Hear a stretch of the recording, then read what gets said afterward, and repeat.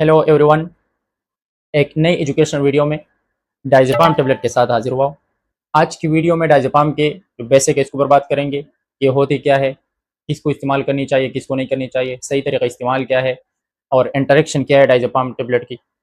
मतलब ये है कि कौन सी दवाइयों के साथ या कौन सी बीमारियों में या कौन सी खुराकों के साथ डायज़ेपाम टेबलेट का इस्तेमाल नहीं करनी है, फ़ायदे क्या है, नुकसानात क्या है और इसके अलावा प्रेगनेंसी में इस्तेमाल करनी चाहिए कि नहीं, और अगर किसी ने बिना प्रिस्क्रिप्शन के यूज़ किए तो ये कितने डेंजरस साबित हो सकते हैं, इवन कि इसकी वजह से डेथ भी हो सकती है। तो ये तफसीली मालूमात शेयर करने वाला हूँ इसी वीडियो में। दोस्तों, सबसे पहले डायज़ेपाम के जो बेसिक है इसके ऊपर बात कर लेते हैं।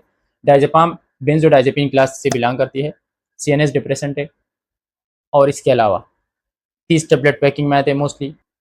इसकी अगर स्ट्रेंथ की हम बात करें तो 2, 5, 10 और इवन के 20 mg तक 20 mg के स्ट्रेंथ में मार्केट में अवेलेबल होती है। और इसके अगर प्राइस की हम बात करें तो इसके पाकिस्तानी प्राइस 150 प्लस है। इसके अलावा अगर इसके ड्यूरेशन ऑफ एक्शन की बात करें तो ये हमारे बॉडी में इसके जो असर है वो लॉन्ग टर्म तक रहती है बाकी बेंजोडाइजेपिन के बनिस्बत, जिस तरह अल्पाजुलाम, ब्रोमाज़ेपाम, क्लोनाज़ेपाम वगैरह, उसके बनिस्बत इसका जो असर है हमारे बॉडी के ऊपर वो ज़्यादा अरसे तक होते हैं। दोस्तों, ये कुछ बेसिक था डायज़ेपाम टेबलेट का। अब आते हैं कि इसके यूज, इसके ऊपर बात कर लेते हैं कि जो डॉक्टर हज़रात होते हैं, स्पेशली साइकियाट्रिस्ट, कौन सी कंडीशन में पेशेंट के ऊपर यूज़ कराते हैं। तो दोस्तों, इसके जो कॉमन यूजेज है, एक तो है अगर किसी को नींद का कोई डिस्टर्बेंस हो, जैसे कि इंसोमिया या एंजाइटी, डिप्रेशन, अल्कोहल विथड्रॉल।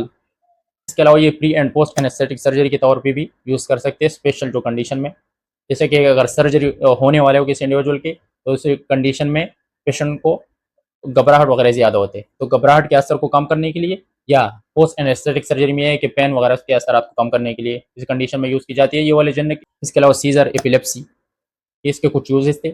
अब आते हैं मैकेनिज्म ऑफ एक्शन। ठीक है, ये इंसोम्निया के लिए, एंजाइटी, डिप्रेशन, अल्कोहल विथड्रॉल इसके लिए है, लेकिन ये हमारे जिस्म में काम कैसे करती है इसके ऊपर बात कर लेते हैं।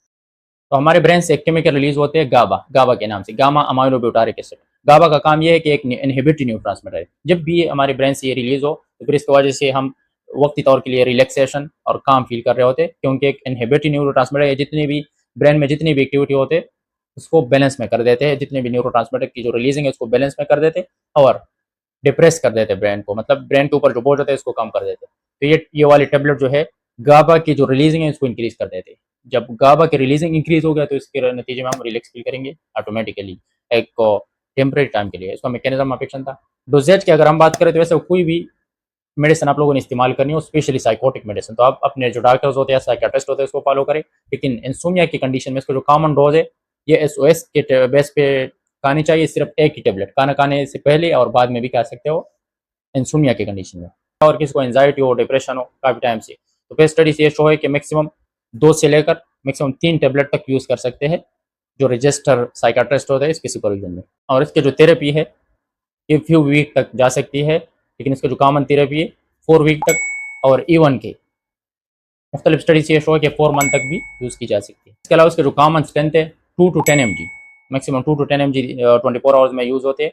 और स्टडी से ये भी शो है कि इसका जो मैक्सिमम डोज है 30 से 40 mg तक इसके डोज जा सकते हैं जब कोई ऐसे सीवियर कोई कंडीशन हो तो।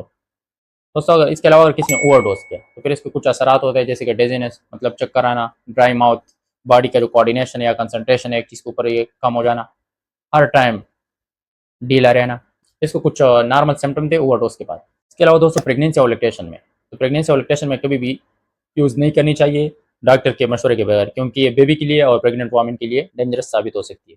दोस्तों, अब बात कर लेते हैं साइड इफेक्ट्स के। डायज़ेपाम टेबलेट के कुछ साइड इफेक्ट्स है, जैसे कि जो नॉर्मल बेंजोडाइज़ेपिन के होते हैं, जिस तरह के confusion, dizziness, dry mouth, blur vision, या बॉडी का जो कोऑर्डिनेशन है, कोऑर्डिनेशन के ऊपर असर हो सकते हैं, ख़ुसूसन बॉडी का जो बैलेंसिंग है, बैलेंस के ऊपर इफेक्ट हो सकते हैं, और स्पेशली ओल्ड एज में, तो इसके कुछ कॉमन साइड इफेक्ट। अब बात कर लेते हैं इंटरेक्शन। तो डायज़ेपाम टेबलेट के कुछ इंटरेक्शन है, जिस तरह के बाकी सेडेटिव के साथ टेक नहीं करना है, जैसा कि अल्प्राजोलाम, ब्रोमाज़ेपाम, सिट्रिजिन, लिवसिट्रिजिन, अल्कोहल, या कुछ बीमारियों में जैसे कि अस्थमा वगैरह, अस्थमा में जो लंग्स होते हैं ऑलरेडी डिप्रेस हुए हुए थे, तो और भी टेबलेट ऐसे कहोगे डायज़ेपाम, तो डायज़ेपाम लंग्स का जो डिप्रेशन है इसको और भी डिप्रेस कर देते हैं, फिर इसकी वजह से लाइफ थ्रेटनिंग, इवन की इसकी वजह से डेथ भी हो सकती है। इसके अलावा कॉफ़ी या जो सिट्रस फ्रूट होता है, जिस तरह के लेमन, ऑरेंज वगैरह, इसके साथ टेक नहीं करना है, इसकी वजह से डायज़ेपाम का जो काम है ये कम और ज़्यादा हो सकता है। दोस्तों, ये कुछ इंटरेक्शन थी। अब बात कर लेते हैं वार्निंग एंड प्रिकॉशन, कैसे कौन लोग है, कौन लोगों को बिल्कुल इस्तेमाल नहीं करनी है डायजेपाम टेबलेट की। एक तो सबसे पहले वार्निंग ये है कि बिना प्रिस्क्रिप्शन के डायजेपाम टेबलेट को इस्तेमाल नहीं करनी है। इसके अलावा क्योंकि ये एक टॉलरेंस इफेक्ट शो कर सकते हैं।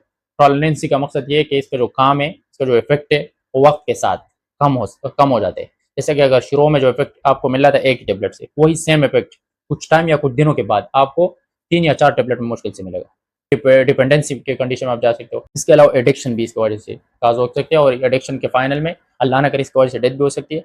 इसके अलावा अगर किसी को हाइपर सेंसिटिविटी हो, या गुर्दों का या जिगर का भी क्रॉनिक कोई इशू हो। इसके अलावा इसका जो विथड्रॉल इफेक्ट है, ये भी बहुत डेंजरस हो सकता है। विथड्रॉल इफेक्ट ये है कि कंफ्यूजन, गुस्सा आना, बॉडी का जो कोऑर्डिनेशन मेंटेन नहीं रहना, और पूरे जिस्म में दर्द, खसूसन सर के ऊपर दर्द, ये इफेक्ट जाहिर होते डायजेपाम टेबलेट छोड़ने के बाद। तो जब भी आप लोगों ने इस्तेमाल करनी हो तो आहिस्ता आहिस्ता ग्रेजुअली कम करें, विथड्रॉल इफेक्ट के जो असरात है उसको कम करने के लिए।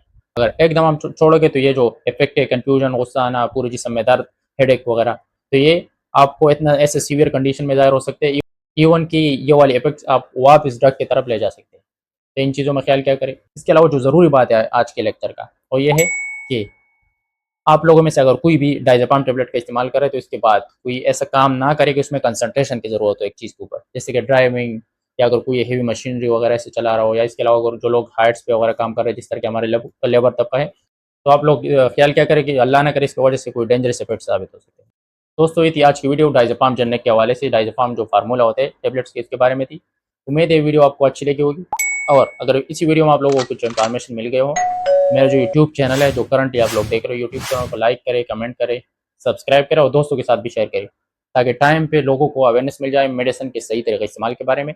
और ये जो वीडियोज़ होते हैं सिर्फ एजुकेशनल पर्पज़ के लिए होते हैं, ताकि लोग एजुकेट और अवेयर हो जाए। बाकी कोई भी मेडिसिन आप लोगों ने इस्तेमाल करनी हो तो अपने जो डॉक्टर होते हैं, और इसी केस में, इस तरह के केस में स्पेशली साइकियाट्रिस्ट को फॉलो करें। और इंशाल्लाह फिर एक अनदर एजुकेशनल वीडियो में मिलेंगे। Good bye.